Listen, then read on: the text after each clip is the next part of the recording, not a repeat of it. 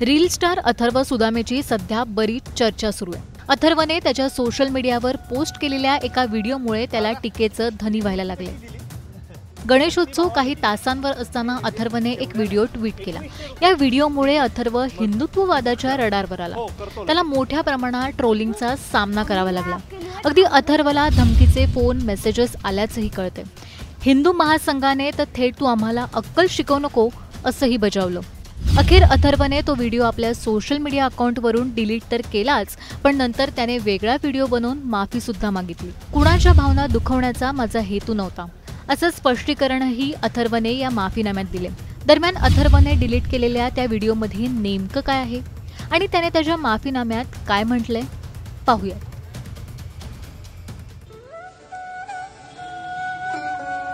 दादा, ही मूर्ती कशी दिली? भक्तिभावाने दिली। नाही म्हणजे केवढ्याला आहे? 2100 रुपये। ठीक आहे, मग ही बुक करा। हो करतो लगेच। अब्बू, अम्मी ने आपके लिए खाना भेजा है। हाँ,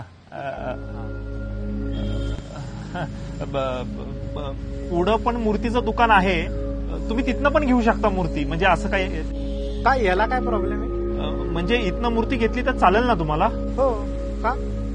नाही पण गणपती रंगवताना तुझ्या मनात चांगलेच भाव होते ना? हो कायमच असतात। माझे अब्बू सुद्धा हेच काम करायचे। माझे बाबा म्हणतात आपण साखर व्हावं, जी शेवयाची खीर सुद्धा गोड करते आणि शिरखुर्मा सुद्धा। आपण वीट व्हावं, जी मंदिर सुद्धा उभारते आणि मस्जिद सुद्धा।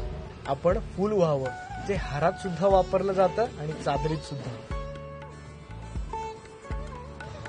जय हिंद। गणपती बाप्पा मोरया। नमस्कार मित्रांनो, मी अथर्व सुदामे। काल मी एक माझ्या सोशल मीडिया प्लॅटफॉर्मवर व्हिडिओ टाकली होती आणि ती मी ऑलरेडी दुपारीच डिलीट केलेली आहे, पण बरेच लोक नाराज झाली, त्यांना ती व्हिडिओ आवडली नाहीये। तर माझा अजिबातच असा उद्देश नव्हता की कोणाला दुखवायचं किंवा कोणाच्या भावना दुखवायच्या।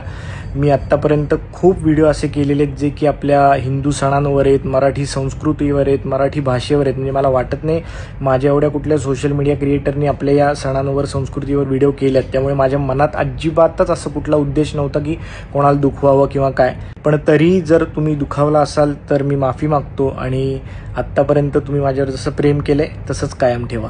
धन्यवाद। अथर्वने डिलीट केलेल्या व्हिडिओमध्ये खरंच काही वादग्रस्त होतं का?